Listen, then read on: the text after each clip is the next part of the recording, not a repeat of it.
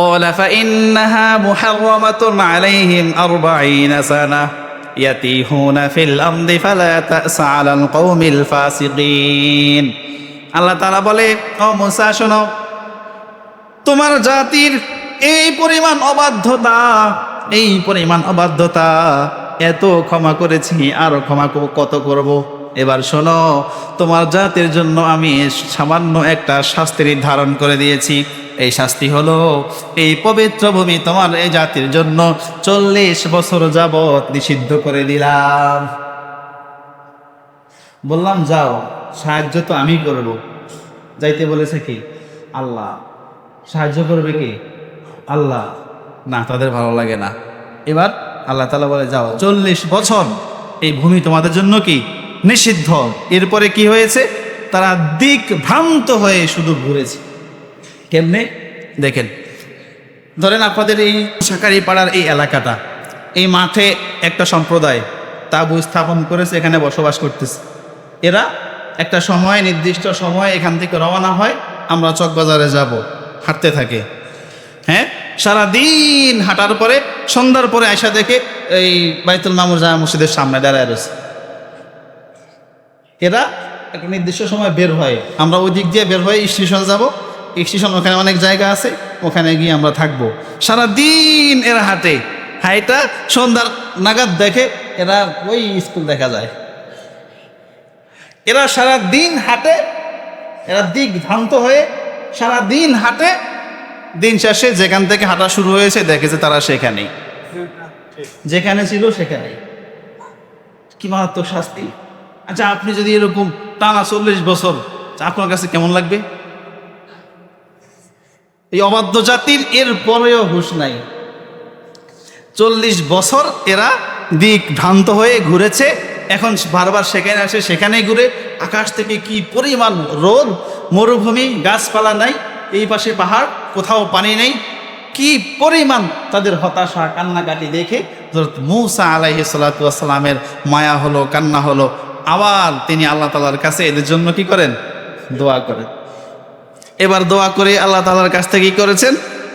মূসা আলাইহিস সালাম দোয়া করার পরে আল্লাহ তাআলা এদের জন্য মেঘের ব্যবস্থা করে দিলেন। মেঘ এসে এদেরকে ছায়া দান করতো। সুবহানাল্লাহ! আচ্ছা, কি পরিমাণ নেয়ামত আল্লাহ এদেরকে দিয়েছে। আচ্ছা, মান্না সালোয়া খাওয়া জাতি কারা? এমন ইসরাইল, মুসার উম্মতেরা, জান্নাতের খাবার আল্লাহ এদেরকে দিয়েছে। আচ্ছা, কি পরিমাণ অবাধ্য একটা জাতি হতে পারে? এদের নাম ইহুদি। আল্লাহ তাআলা মূসা আলাইহিস সালামের দোয়ার বরকতে মেঘের ছায়া দান করলেন। মূসা আলাইহিস সালাতু ওয়াস সালামের দোয়ার বরকতে আল্লাহ তাআলা এই জাতির জন্য মান্না সালওয়া, জান্নাতের খাবারের ব্যবস্থা করে দিলেন। এই মান্না সালওয়াটা কি একটু ভালো করে বুঝেন। মান্না সালওয়া তো আগেও শুনছেন, জান্নাতের খাবার মানে ইসরাইল খাইছে, ঠিক না? এটা কি? এটা 2 রকম ব্যাখ্যা তাফসিরে এসেছে। একটা হলো, বলে এগুলো হলো ছোট জাতের পাখি। খেয়াল করেন, এগুলা ছোট জাতের জান্নাতি একটা পাখি। এটা আসতো, বসতো, মানে ইসরাইলা এগুলাকে ধরতো, এগুলা যেত না। এগুলো আসলে বসলে এদেরকে ধরা যেত, ধরে ধরে নিয়ে নিয়ে তারা কি খাইতো। এটা হলো একটা ব্যাখ্যা। আরেকটা ব্যাখ্যা হলো, আচ্ছা, শিশির পরে না, শিশির, কুয়াশা, যেখানে ডিগ্রি মাইনাস থাকে দেখবেন সেখানে শিশিরটা, কুয়াশাটা পরে পরে পরে বরাবর স্তূপ হয়ে যায় না, সাদা শুভ্র। তো এরকম আল্লাহ তাআলা জান্নাত থেকে এক জাতীয় খাবার আসতো উপর থেকে, এরকম সাদা শুভ্র চিনির মতো এগুলো পরে পরে পরে পরে গাছে, পাতায়, পথে এরকম পড়বে, স্তূপ হয়ে যেত। এরপরে মানে ইসরাইলরা এসে এগুলো কুড়িয়ে নিত, নিয়ে তারপরে এটা কি করতো? খাইতো, কোনো পরিশ্রম ছাড়া। আল্লাহ তাআলা দিয়েছে, তারপরে তারা এখান থেকে নিত, তারপরে খাইতো। দেখেন কি সুন্দর, সহজ না? এরপরে আবার কি করেছেন আল্লাহ তাআলা? মূসার দোয়ার বরকতে এদের জন্য যখন রোদ আসে, মেঘের ছায়ার ব্যবস্থা করে দিলেন। এত সুন্দর সুন্দর আরো একটা সুবিধা আছে। এত সুন্দর সুন্দর সুবিধা তারা পেয়েও এরপরেও তারা মূসার কথা মানতে ভালো। বলেন তো, এই বনে ইসরাইল মার্কা জাতি এখনো আমাদের মধ্যে আছে না নাই? সব সময় দোয়া করবেন, আল্লাহ ওই জাতি থেকে আমাকে হেফাজত করো। সুবহানাল্লাহ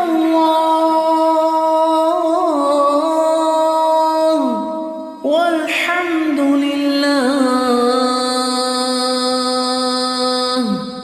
ওয়ালা ইলাহা ইল্লাল্লাহ।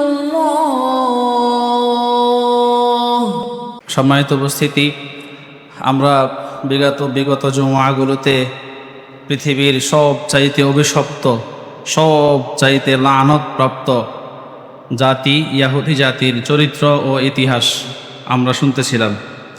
আল্লাহ তাআলা যদি আমাদেরকে তৌফিক দান করেন তাহলে আমরা আজকে ষষ্ঠ পর্ব ইনশাআল্লাহ আলোচনা শুনব। আল্লাহ আমাদেরকে তৌফিক দিক, বলেন আমিন। দেখেন, আল্লাহ তাআলা কোরআনে 3 ভাবে মানুষকে ওয়াজ করেছেন। বলেন কয়ভাবে? একটা হলো জান্নাতের আশা দেখিয়ে ওয়াজ করেছেন, এটা করো, এই জান্নাতটা পাবা। সুবহানাল্লাহ। আবার জাহান্নামের ভয় দেখিয়ে ওয়াজ করেছে, দেখো এটা এমন করো, না হলে এই জাহান্নামে তোমাকে যাওয়া লাগবে। 3 নম্বরে আল্লাহ তাআলা ঐতিহাসিক অনেক ঘটনাকে সামনে নিয়ে অনেক ইতিহাস বর্ণনা করে ইব্রাহিম আলাইহিস সালামের, ইউসুফ আলাইহিস সালামের, মূসা আলাইহিস সালামের, এই ফেরাউনের, এই আরবের তালুতের, দাউদ আলাইহিস সালামের, সুলাইমান আলাইহিস সালামের, অতীতের আদম আলাইহিস সালামের অনেক ইতিহাস, অনেক বড় একটা অংশ কোরআন শরীফের ইতিহাস। কেন বলেছেন? এই প্রত্যেকটা ইতিহাস থেকে, প্রত্যেকটা কথা থেকে আমাদের শিক্ষা রয়েছে, আমাদের জন্য উপকারী অনেক কিছু রয়েছে। বান্দা এগুলা দেখে দেখে তোমরা শিক্ষা গ্রহণ করো। আল্লাহ তাআলার ওয়াজের ধরন ছিল কয় ধরনের? 3 ধরনের। কোরআনে এই 3 ভাষায় আমাদেরকে আল্লাহ তাআলা ওয়াজ করেছেন। তাহলে আমরা ইতিহাস থেকে শিখব, আমরা জাহান্নামের ভয় দেখে আল্লাহর কথা শুনবো, জান্নাতের আশা নিয়ে শুনবো ইনশাআল্লাহ। তো এই যে ইতিহাসগুলো বলতেছি, দেখেন এগুলো তো সবগুলো কোরআনের ইতিহাস, আয়াত বলতেছি, হাদিস বলতেছি। আল্লাহ এগুলো কেন বলছেন? এগুলোর মধ্যে আমাদের জন্য ইবরাত, উপদেশ রয়েছে। এজন্য ওই অমুকের তমুকের গল্প না বলে কোরআনের শিক্ষামূলক উপদেশ গল্প বলে আমরা যদি শিক্ষা নিতে পারি, এটাই হবে আমাদের কল্যাণ। সম্মানিত ভাইয়েরা, আসেন গত জুমায় আমরা যেখানে ছিলাম, যে এই অভিশপ্ত ইয়াহুদি জাতি, বানি ইসরাইল জাতি, এরা এত নিকৃষ্ট, এরা হযরত মূসা আলাইহিস সালামের অসংখ্য অগণিত মুজিজা স্বচক্ষে দেখেও বারবার তারা রবের অবাধ্য হয়েছে। এই ইতিহাসগুলো বর্ণনা করে আল্লাহ তাআলা আবার শেষে উম্মতে মুহাম্মাদি অর্থাৎ আমাদেরকে উদ্দেশ্য করে আল্লাহ বলে দিয়েছেন। এই আয়াতটা আমরা আশা করি ইনশাআল্লাহ আজকে পড়বো, আজকে পাবো না কালকে পাবো, যাই হোক সামনে আমরা পড়বো। আয়াতটা কি? আল্লাহ বলে, ও আমার বান্দারা শোনো, উম্মতে মুহাম্মাদিরা তোমরা শোনো, তোমরা অতীতের এই জাতির মতো, বনি ইসরাইল জাতির মতো, মূসার উম্মতের মতো হইও না। আল্লাহ এই ঘটনাগুলো বলে শেষে কি বলছেন? দেখো এই হলো এদের অবস্থা, তোমরা এই জাতির মতো হইও না, তোমরা শিক্ষা গ্রহণ করো। এই জাতি এমন অবাধ্য হওয়ার কারণে এদেরকে আমি পদে পদে কি পরিমাণ আযাব দিয়েছি, এবং কিয়ামতের আযাব তো আছেই। তো এই জন্য আমরা প্রত্যেকে ইনশাআল্লাহ অন্তর এভাবে প্রস্তুত রাখবো, এদের ঘটনাগুলো যখন সামনে আসবে, যে আল্লাহ আমাদের দ্বারা এরকম করিও না, আমরা যেন এমন অবাধ্য না হই। এখন এমন এক সময় সামনে আসছে, আমরা যে অবাধ্য হয়ে যাচ্ছি এটাও বুঝতেছি না প্রিয় ভাইয়েরা। এই জন্য আমরা এগুলাকে খুব মনোযোগের সাথে শুনবো ইনশাআল্লাহ, আমরা শিক্ষা গ্রহণ করার চেষ্টা করব। আজকের কথাগুলো অনেক আশ্চর্যজনক আছে। দেখেন, ওই যে গত জুমায় বলেছিলাম 3 শ্রেণী পেয়েছে মূসা আলাইহিস সালাম এসে মূর্তি পূজা করে, কেউ প্রতিবাদ করেছে, কেউ চুপ ছিল, আরেক জাতি কি করেছে? মূর্তি পূজায় অংশগ্রহণ করেছে। যারা অংশগ্রহণ করেছে এদের সবাইকে হত্যা করার জন্য বলা হয়েছে, যারা চুপ ছিল তাদেরকে, যে দেখো যারা চুপ ছিল, তোমাদের আত্মীয় স্বজন কে কে পূজায় অংশগ্রহণ করেছে, তুমি তাকে হত্যা করো। এরপরে যারা চুপ ছিল তাদের জন্য ক্ষমা। এরপরে আর যে এই মূর্তি পূজার মূল আবিষ্কারক যে ছিল, তার নাম ছিল সামিরি, তার নাম কি? তাকে আরো কঠিন যন্ত্রণাদায়ক একটা শাস্তি দেওয়া হয়েছে। কি জানেন? তাকে বলা হয়েছে, বলে আনতাকুল আলা মিসাস, আয়াত এগুলো বলে আনতাকুল আলা মিসাস, তুমি হাঁটবে আর সবাইকে বলবে আমাকে কেউ স্পর্শ করিও না, আমার কাছে কেউ আসিও না, আমাকে স্পর্শ করলেই আমি মারা যাব, তুমি অসুস্থ হয়ে যাবে, আমাকে স্পর্শ করলেই তোমার গায়ে জ্বর আসবে, ভাইরাস জ্বর। এমন জ্বর যে জ্বর থেকে আর তুমি বাঁচতে পারবা না, দূরে থাকো, আমাকে দূরে থাকতে দাও। সে একা জঙ্গলে নির্জনে ঘুরতো, কাউকে দেখলে সে এরকম বলতো আমাকে কেউ স্পর্শ করিও না। কি যন্ত্রণাদায়ক শাস্তি! এটা ছিল ঈসা আমিরুল শাস্তি। প্রিয় ভাইরা, এই জন্য ওই চরিত্রের গুণাগুণ যদি কারোর মধ্যে থাকে, ওই চরিত্র যদি কারোর মধ্যে থাকে, এই ঘটনা শুনে দেখে শিক্ষা গ্রহণ করো, সেখান থেকে বাঁচো, ফিরে আসো। আল্লাহ তাআলা এগুলো আমাদেরকে বলছেন। প্রিয় ভাইরা, এই অবাধ্য জাতি পদে পদে কি পরিমাণ অবাধ্য হয়েছে এর সামনের ঘটনায় আমরা যাই। দেখেন, আল্লাহ তাআলা মূসা আলাইহিস সালামকে বলেছেন এখন যেখানে আছেন সেটা হলো এই তুর পাহাড়, জাবালে মূসা। এই পাহাড়ের নিচে এখন বনে ইসরাঈল সহ অবস্থান করতেছেন। আপনাদেরকে বলেছিলাম এখান থেকে বাইতুল মাকদাসের দূরত্ব হলো 350-400 কিলোমিটার, সেখান থেকে মিশর আরও বেশি দূরে। তা আল্লাহ তাআলা নিরাপদ পবিত্র নগরী বাইতুল মাকদাস, ফিলিস্তিনের এই ভূমি বনে ইসরাঈলের জন্য দিয়েছে। আল্লাহ তাআলা কি করেছেন? আল্লাহ তাআলা এদেরকে আদেশ করেছেন মূসা আলাইহিস সালামকে, তোমরা তোমার জাতি সহ সেখানে প্রবেশ করো। এই বাইতুল মাকদাস এক জালিম সম্প্রদায় দখল করে রেখেছে, তাদের থেকে পুনরুদ্ধার করো, তারপরে তোমরা সেখানে বসবাস করো। এই ঘরের আশেপাশে, বাইতুল মাকদাসের আশেপাশে তোমরা আমার ইবাদত করো, এই পবিত্র জায়গায় তোমরা থাকো। সুবহানাল্লাহ।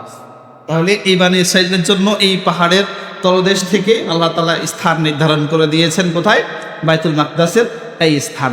আল্লাহ তাআলা আদেশ করে, তাদের উত্তর কি দেখেন। আল্লাহ কোরআনে বলে, সূরা মাইদার 21 নম্বর আয়াত, আল্লাহ তাআলা বলেন, ইয়া কওমি দুখুলুল আরদাল মুকদ্দাসাতাল্লাতী কাতাবাল্লাহু লাকুম ওয়া লা তারতাদ্দু আলা আদবারিকুম ফাতানকালিবু খাসিরিন।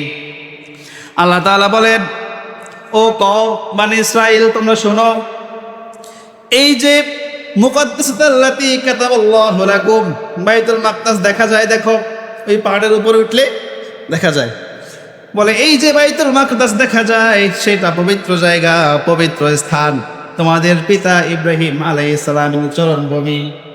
এরপরে অতীতের অনেক অসংখ্য অগণিত নবীদের চরণভূমি ছিল এই বাইতুল মাকদাস। এই পবিত্র ভূমি তোমাদের জন্য নির্ধারিত করে দেওয়া হয়েছে, নির্বাচিত করে দেওয়া হয়েছে। যাও সেই পবিত্র ভূমি তোমরা উদ্ধার করো, সেখানে গিয়ে তোমরা বসবাস শুরু করো, পবিত্র জায়গা এটা গ্রহণ করো। ওয়ালা তারতাদ্দু আলা আদবারিকুম ফাতানকালিবু খাসিরিন। আর যদি তোমরা সেখানে প্রবেশ না করো, সেখানে গিয়ে সেটাকে পুনরুদ্ধার না করো, পিছন চলে যাও, তাহলে মনে রেখো ফাতানকালিবু খাসিরিন, তোমরা অনেক বড় ক্ষতিগ্রস্তের অন্তর্ভুক্ত হয়ে যাবে। আল্লাহ আশ্বাস দিলেন, দেখিয়ে দিলেন, আবার না গেলে কি হবে সতর্কও করে দিলেন। তাদের উত্তরটা শুনেন, তারা বলে পরের আয়াত, قالوا يا موسى إن فيها قوما جبارين وإنا لن ندخلها حتى يخرجوا منها فإن يخرجوا منها فإنا داخلون। তারা বলে, ইয়া মুসা, ও মুসা আমাদের নবী, আপনি শুনেন, ইন্না ফিহা কওমান জাব্বারিন, আল্লাহর একটা নাম আছে জাব্বার, জানেন না? প্রভাবশালী, প্রতাপশালী, শক্তিশালী, ক্ষমতাধর, এটার অর্থ হলো এমন। তো তারা বলে ইন্না ফিহা কওমান জাব্বারিন, ওখানে যে কওমটা আছে, জাতি, যে যারা বসবাস করে, এরা জাব্বার, এরা অনেক শক্তিশালী, অনেক শক্তিধর, ক্ষমতাধর। হ্যাঁ, এরা দুর্দান্ত এক সম্প্রদায়। কেন না আমরা সেখানে যাইতে পারবো? তারা কি বলে, আমাদের সেখানে যাওয়া চলবে না। বলে وَإِنَّا لَن نَّدْخُلَهَا حَتَّىٰ يَخْرُجُوا مِنْهَا فَإِن يَخْرُجُوا مِنْهَا فَإِنَّا دَاخِلُونَ। বলে শোনো, তারা সেখান থেকে যতক্ষণ না সেখান থেকে চলে যাবে, ততক্ষণ আমরা সেখানে প্রবেশ করতে পারবো না। আমরা তখনই সেখানে প্রবেশ করব যখন তারা সেখান থেকে স্বেচ্ছায় চলে যাবে। কোনো জালিম সম্প্রদায় স্বেচ্ছায় ঘর বাড়ি ছেড়ে চলে যায়? তারা যাক, তারপরে আমরা যাবো, আপাতত আমরা এখানে বসলাম। আরে এতটুকু বললে যথেষ্ট ছিল। এর পরে কি বলে জানেন? এই যে পরের আয়াত দেখেন, বলে ক্বালু ইয়া মূসা ইন্না লান নাদখুলাহা আবাদা মা দামু ফিহা। তারা যতক্ষণ সেখানে অবস্থান করবে, এই জালিম সম্প্রদায়, এই দুর্দান্ত শক্তিশালী সম্প্রদায়, তারা যতক্ষণ সেখানে থাকবে ততক্ষণ আমরা তো প্রবেশ করবই না। বরং শোনো, ফাযহাব, তুমি যাও, আনতা রব্বুক, এবং তোমার রব যাক। নাউজুবিল্লাহ বলে আমরা তো যাবই না। ফাযহাব আনতা ওয়া রব্বুক ফাকাতিলা ইন্না হাহুনা কাঈদুন, তুমি এবং তোমার রব সেখানে গিয়ে যুদ্ধ করো, তাদেরকে সেখান থেকে বিতাড়িত করো, আমরা এখানে বসলাম। এই হলো বানি ইসরাইল, এই হলো কারা? ইহুদি জাতি। বলে কি কথাটা কি দেখেন, যে তুমি যাও, এবার তোমার আল্লাহরাও নিয়ে যাও। নাউজুবিল্লাহ, তুমি যাও, তোমার আল্লাহরাও নিয়ে যাও, যুদ্ধ করো, আমাদের পক্ষে সম্ভব না, আমরা এখানে বসে বসে দেখি। এবার বলেন, এই জাতিকে আল্লাহ তাআলা ক্ষমা করতে করতে কত ধরনের অবাধ্যতার ক্ষমা করে আল্লাহ অনুগ্রহ করে আল্লাহ তাআলা এবার যখন এইভাবে নবীর সাথে মুখে মুখে বেয়াদবি করেছে, একটা জিনিস মনে রাখবেন, আল্লাহ তাআলা এই পরিমাণ রাগান্বিত হন না। আল্লাহ তাআলাকে নিয়ে কেউ কটূক্তি করলে বা কথা বললে শাস্তি অবশ্যই দিবেন। এই শিরকের শাস্তি, মুরতাদ হওয়ার শাস্তি, চিরকাল জাহান্নাম, শাস্তি আল্লাহ দিবেন। কিন্তু শাস্তি দিবেন, সাথে সাথে আল্লাহ অ্যাটাক করেন না। কিন্তু আল্লাহ তার কোনো প্রিয় বান্দাকে, ভালো করে বোঝেন, আল্লাহ তার হাবিবকে, আল্লাহর রাসূলদেরকে যদি কটূক্তি করে, আল্লাহ এটা সহ্য করেন না।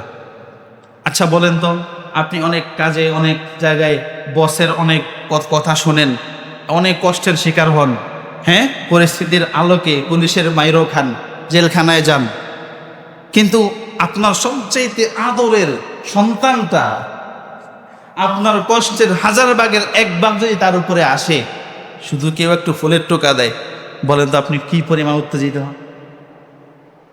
ঠিক এই সেম বিষয়টা আল্লাহ তাআলার ব্যাপারে চিন্তা করেন। আল্লাহ তাআলা তার হাবিবকে, আমাদেরকে, আপনার সন্তান আপনি যেমন ভালোবাসেন, আল্লাহ তাআলা কি আমাদেরকে তার থেকে বেশি ভালোবাসে না কম ভালোবাসে? আল্লাহু আকবার। বাস এই জায়গাটাতে চিন্তা করবেন, দেখবেন সব সমাধান। প্রিয় ভাইরা, এই জন্য পৃথিবীর কাউকে তো নাই, বরং আল্লাহর প্রিয় বান্দাদেরকে কখনো কষ্ট দেওয়ার চেষ্টা করবেন না। আর বিশেষ করে নবীদের কটূক্তি তো নাই, এজন্য এটার জন্য শাস্তি হলো হত্যা।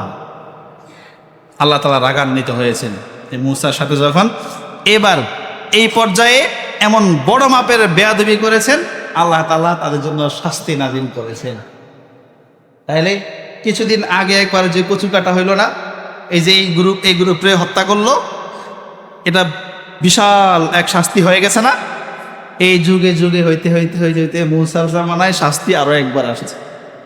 এই কিছুদিন পরে দাউদ আলাইহিস সালামের জামানায় আবার আসবে, ওই যে মানব হয়ে যাওয়া, এই শাস্তিটাও এরপরে আবার আসবে। সুলাইমান আলাইহিস সালামের পরে আরো একটা শাস্তি আসবে, দেখেন এদের উপরে। কিন্তু এরা ফিরে, আল্লাহ কয় কিছু বান্দা, কিছু মানুষের আমি অন্তরে মোহর মেরে দেই, আল্লাহ আমাদেরকে ওদের অন্তর্ভুক্ত করিও না। বলেন আমিন। এরা শুনবে না, যাই বলবেন এরা এগুলা এদের কাছে ভালো লাগবে না। যত ভালো কথাই বলবেন এদের ভালো লাগবে না।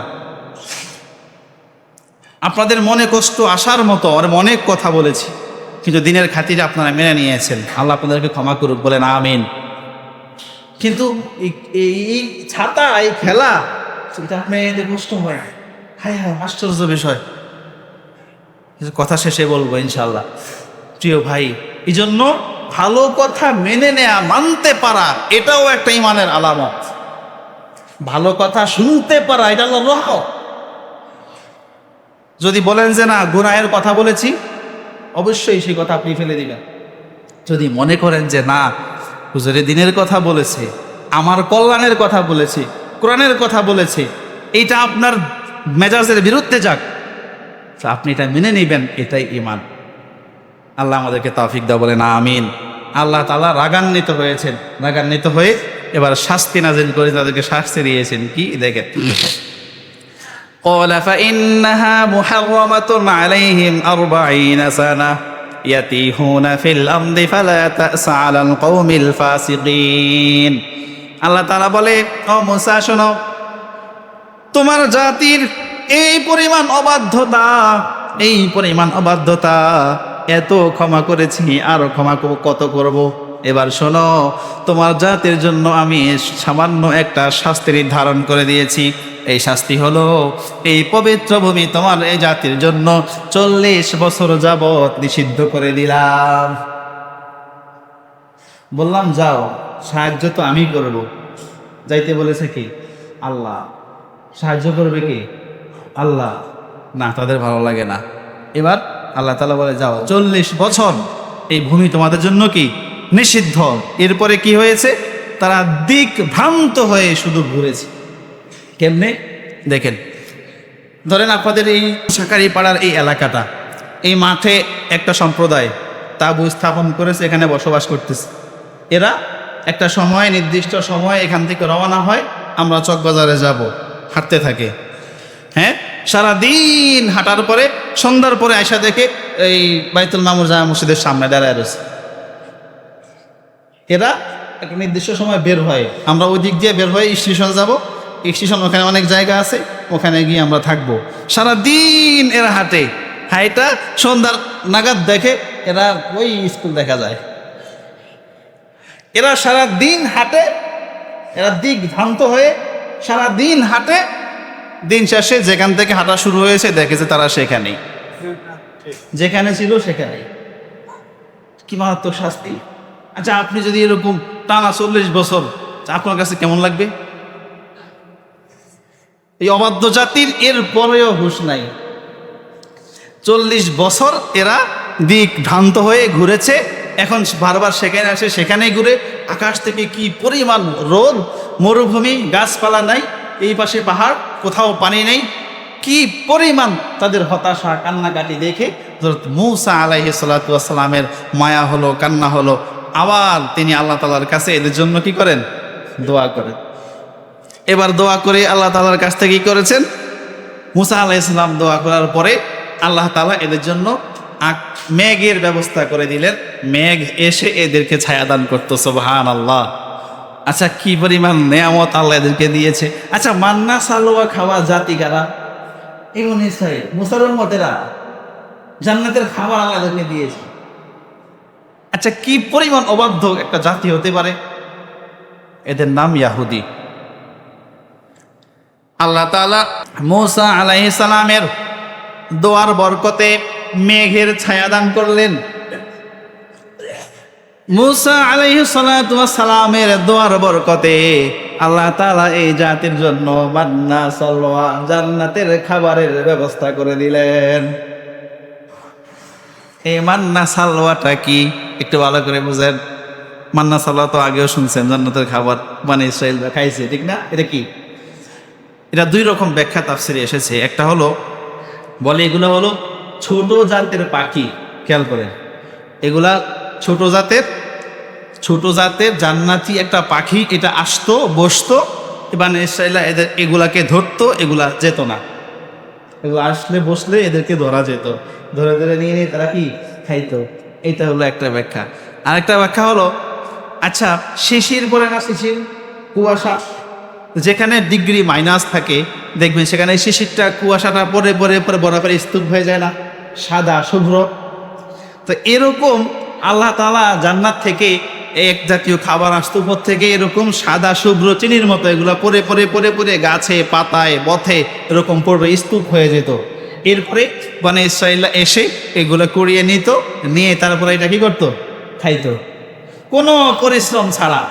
আল্লাহ তাআলা দিয়েছে, তারপরে তারা এখান থেকে নিত, তারপরে খাইতো। দেখেন কি সুন্দর, সহজ না? এরপরে আবার কি করেছেন আল্লাহ তাআলা? মূসার দোয়ার বরকতে এদের জন্য যখন রোদ আসে, মেঘের ছায়ার ব্যবস্থা করে দিলেন। এত সুন্দর সুন্দর আরো একটা সুবিধা আছে। এত সুন্দর সুন্দর সুবিধা তারা পেয়েও এরপরেও তারা মূসার কথা মানতে ভালো।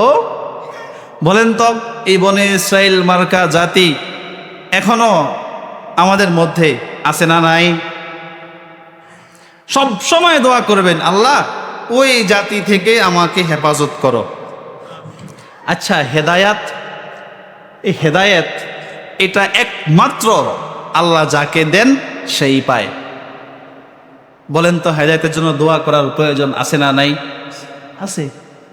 এর প্রত্যেক মুহূর্তে প্রত্যেক মোনাজাতে বলবেন, আল্লাহ তোমার পথেই আমাকে রেখো, ওদের পথ থেকে আমাকে হেফাজত করো, আল্লাহ তোমার সন্তুষ্টির পথে আমাকে চালাও। আমাদের দোয়া কম হয়, এজন্য আমাদের অনিচ্ছায় ভুল পথে আমরা চলে যাই। আল্লাহ তোমার মহাব্বত বাড়ায় দাও, কোরআনের মহাব্বত বাড়ায় দাও, আল্লাহ দিনের মহাব্বত, আমাদের মহাব্বত বৃদ্ধি করে দাও। আর রাসূল নিজে করতেন, দৈনিক 100 বার ইস্তেগফার পড়তেন, শয়তান থেকে আশ্রয় চাইতেন, দাজ্জাল থেকে আশ্রয় চাইতেন রাসূল নিজে। প্রিয় ভাইয়েরা, এজন্য আমরা ইনশাআল্লাহ বেশি বেশি দোয়া করব। এবার বনে ইসরাঈলদেরকে আল্লাহ তাআলা আরও দয়া করেছে, তারা আরও বেশি বাধ্য হয়েছে। দেখেন কি, এরপরে আল্লাহ তাআলা তাদের জন্য পানির ব্যবস্থা করেছেন। কিভাবে আল্লাহ তাআলা বলে দিয়েছেন সূরা বাকারা, وَإِذِ اسْتَسْقَى مُوسَى لِقَوْمِهِ فَقُلْنَا اضْرِبْ بِعَصَاكَ الْحَجَرَ فانفجرت منه 12 عينا قد علم كل أناس مشربهم كلوا واشربوا من رزق الله ولا تعثوا في الأرض مفسدين। আল্লাহ তাআলা বলে, স্মরণ করো ওই দিনের কথা, তখনকার কথা, সেই সময়ের ইতিহাস। মূসা আলাইহিস সালাম যখন তার সম্প্রদায়ের জন্য পানি প্রার্থনা করেছিল, আল্লাহ তাআলার কাছে দোয়া করেছে, মেঘের ছায়া আল্লাহ তাআলা পাঠিয়েছেন। দোয়া করেছেন মান্না সালওয়া, জান্নাতের খাবার আল্লাহ পাঠিয়েছেন। দোয়া করেছেন আল্লাহ পানির প্রয়োজন, আল্লাহ তাআলা পানি দিয়েছেন। পানির জন্য যখন দোয়া করেছে, আল্লাহ বলে, মূসা তোমার হাতে কি? বলো। মূসার হাতে কি? লাঠি। এই লাঠি মূসাকে সাপের কাছ থেকে সুন্দর সম্মান দান করে নিয়ে এসেছে। এই লাঠি মূসা আলাইহিস সালামকে সাগরের মাঝেও আল্লাহর নির্দেশে পার করে নিয়ে এসেছে। এই লাঠি মূসার হাতে। আল্লাহ বলে, মূসা আনিদ্রিব বিআসাকাল হাজার, আগে বলেছেন আনিদ্রিব বিআসাকাল বাহর, সাগরে বাড়ি দাও, রাস্তা হয়ে গিয়েছে। এবার বলে পাথরে বাড়ি দাও। সুবহানাল্লাহ। মূসা আলাইহিস সালাতু ওয়াস সালাম যখন পাথরে বাড়ি দিয়েছে, ফানফাজারাত মিনহু 12 আইনা, সাথে সাথে আল্লাহ তাআলা এই পাথর থেকে 12টি ঝর্ণা নির্গত করে দিয়েছে। বলেন কয়টা ঝর্ণা? একটা দুইটা না, 12টা পাথর থেকে পানি বের হয়। সুবহানাল্লাহ। মূসা আলাইহিস সালাম লাঠি দিয়ে বাড়ি দিয়েছেন পাথরকে, পাথর থেকে আল্লাহ তাআলা 12টা ঝর্ণা বের করে দিয়েছেন। দেখেন, একটা দিলেও তো হইতো। তো এই জাতি এত নিকৃষ্ট, এই ঐতিহাসিকরা বলেছেন যে জাতি এত নিকৃষ্ট, একটা দিলেও এদের মধ্যে 12 গোত্র ছিল, এরা বেজাল লাগতো। এরা কি করতো? বেজাল লাগতো। আল্লাহ 12টা নির্গত করে দিয়েছেন, 12 গোত্রের জন্য 12টা। এটা আল্লাহ ওরা বলে দিয়েছে, কদ আলিমা কুল্লু উনাসিম মাশরাবাহুম, এরা প্রত্যেকের পানি নেয়ার স্থান খুঁজে পেয়েছে, মানে প্রত্যেকের আলাদা আলাদা আছে। সুবহানাল্লাহ। ওয়ালা কুলু ওয়াশরাবু মিন রিজকিল্লাহ, আল্লাহর দেয়া এই নেয়ামতগুলো তোমরা খাও, পান করো। ওয়ালা তাসাউ ফিল আরদি মুফসিদিন, তবে শর্ত হলো জমিনে থেকে কোনো ফিতনা ফাসাদ, আরো বারবার অতীতে যা করেছো এগুলো আর করা যাবে না। কয়দিন পরেই আবার কি বলে, আল্লাহ তাআলা বলে দিয়েছে, এই সব দিলাম, খাও, সুন্দর করে বসবাস করো, কোনো ফিতনা করিও না। কয়দিন পরে এরা কি কয় জানেন? এই যে এটাই সব কোরআনের আয়াত। এরপরে আল্লাহ বলে, ওয়াইদ কুলতুম ইয়া মূসা লান নাসবিরু আলা তাআমিন ওয়াহিদিন ফাদউ লানা রাব্বাকা ইখরিজ লানা মিম্মা তুমবিতুল আরদু মিন বাকলিহা ওয়া কিসাইহা ওয়া ফুমিহা ওয়া আদাসিহা ওয়া বাসালিহা। বলে, মূসা এতদিন হয়ে গেল আমরা শুধু এক জাতীয় খাবার খাই। কি কয়? এতদিন হয়ে গেল এক খাবার আর কত ভালো লাগে, এটা বাদ, এটা আর খাবো না। অবাধ্য জাতিকে আল্লাহ এত শাস্তি দিয়ে আবার ক্ষমা করে জান্নাতের খাবার পাঠিয়েছেন, তাদের কাছে এটা ভালো লাগে না। বলেন তো, হক কথা, সত্য কথা, আপনার প্রয়োজনের কথা, আপনার দুনিয়া আখিরাতে কল্যাণ হবে এমন কথা সুন্দর করে বুঝিয়ে বিনা পয়সায়, হ্যাঁ, তারপরে বলার পরেও তার কাছে ভালো লাগে না। মানুষ আছে না নাই? এই বনি ইসরাঈলদের এই কথাগুলো স্মরণ করেন। বলে, মূসা আর কত খাবো এক জাতীয় খাবার, আর চলে? এগুলো বাদ দিয়ে আমাদের জন্য তো এই ব্যবস্থা করে দাও। কি সে খাবার? বলে শাক সবজি, ভূমিজাত খাদ্য, এগুলো গম, ডাল, পেঁয়াজ, রসুন, আদা। বলো আমাদের জন্য এই খাবারগুলো তুমি কি করো? ব্যবস্থা করে দাও, এগুলো আমরা আর খাবো। আল্লাহ তাআলা একেবারে সুন্দর করে আবার এই খাবার দিয়েছেন বন্ধ করে। আচ্ছা, কত বাধ্য হইতে পারে, কত শাস্তি এদের উপরে আসতে পারে বলেন তো? এই শুধু মুসা আলাইহিস সালামের এই ঘটনা বললে আরো কয়েকজন বলা যাবে, আজকে আমরা শেষ করলাম, আরো অনেক কথা আছে বললাম না, শুধু শেষ একটা ঘটনা বলি। দেখেন অবাধ্যতার পরিমাণ এদের কি পরিমাণ। এরপরে আমরা সামনে শুনবো ইনশাআল্লাহ অন্যান্য নবীদের কথা শুনবে, আমাদের নবী মুহাম্মদ সাল্লাল্লাহু আলাইহি ওয়াসাল্লামের সাথে কি আচরণ তারা করেছে, এর পরের উম্মতের সাথে তারা কি আচরণ করেছে, এখন কি করতেছে আপনারা দেখেন না। এই জাতির নাম ইয়াহুদি জাতি, আমরা সব শুনবো ইনশাআল্লাহ, বলেন ইনশাআল্লাহ। এবার মুসা আলাইহিস সালামের সর্বশেষ এই ঘটনাটা আজকে বলে শেষ করি, শুনেন। মুসা আলাইহিস সালাম ওই সময় এত ঘরবাড়ি, এত প্রযুক্তি, এত আধুনিকতা এগুলো ছিল না। এত অর্থ সম্পদ ছিল, পোশাক আশাক কম ছিল, বসতি কম ছিল, এরকম মোটর লাগিয়ে বাথরুম করে এরকম করার অবস্থা ছিল না। তখন কি করতেন? পাথরের আড়ালে, জঙ্গলে প্রয়োজন সারাতেন, বুঝছেন তো? গোসল করতেন নদীতে নেমে, কেউ নাই, মানুষের সংখ্যা কম, তখন যেখানে নির্জন সেখানে গিয়ে গোসল করতেন। মুসা আলাইহিস সালাতু ওয়াস সালামকে আল্লাহ তাআলা সব নবীকেই তো সম্মান সম্ভ্রান্ত করে পাঠিয়েছেন। মুসা আলাইহিস সালাতু ওয়াস সালামের অনেক বেশি লজ্জা ছিল, মুসা আলাইহিস সালাম অনেক বেশি শরম পেতেন, এটা নবীদের গুণ। মুসা আলাইহিস সালাম সব সময় শরীর ঢেকে রাখতেন, সব সময় কি করতেন? শরীর ঢেকে রাখতেন, উলঙ্গ থাকতেন না। এবার এই বনী ইসরাইল জাতি এরা কত নাম্বার বেয়াদব হলে এরা এই নবীর ব্যাপারে, আচ্ছা বলেন তো, নবীর ব্যাপারে যদি এই কথাগুলো নবীজির এত মুজিজা দেখেও কাছের মানুষেরা বলতে পারে, এই যুগের আনন্দের বিরুদ্ধে অপবাদ দেওয়াটা কি কঠিন না সহজ? এই কথা প্রত্যেকটা পদে পদে প্রত্যেকটা কথাগুলোর মধ্যে শিক্ষাগুলো নেবেন ইনশাআল্লাহ। এবার এই জাতি এরা কি করেছে? এরা বলে যে মুসা এত বেশি পর্দা করে, এত বেশি শরীর ঢেকে রাখে কেন জানো? মুসার রোগ আছে। রোগ কি রোগ? বলে মুসার হয় শরীরে অনেক খারাপ অ্যালার্জি আছে, অথবা মুসার একশিরা রোগ আছে। একশিরা রোগ বুঝছেন তো? একশিরা রোগ বুঝেন? মানে স্তন বড় থাকে একটা, অথবা হ্যাঁ অস্বাভাবিক আর কি, নাউজুবিল্লাহ। এই বনী ইসরাইলরা বলে মুসা আলাইহিস সালাম এত পর্দা করে কেন জানো? এই কারণে। তো ওই যে বললাম, আল্লাহ তাআলাকে বললেও আল্লাহ তাআলা এত কষ্ট পায় না। আল্লাহ তাআলার প্রিয় মানুষদেরকে কিছু বললে যেই পরিমাণ কষ্ট পায়, আল্লাহ তাআলা কষ্ট পেয়েছেন। আল্লাহ চেয়েছেন যে এদের সবার সামনে মুসাকে প্রকাশ করতে। একদিন মুসা আলাইহিস সালাম গোসল করতে নেমেছেন, ওই যে নদীতে লুঙ্গি রেখেছেন পাথরের উপরে।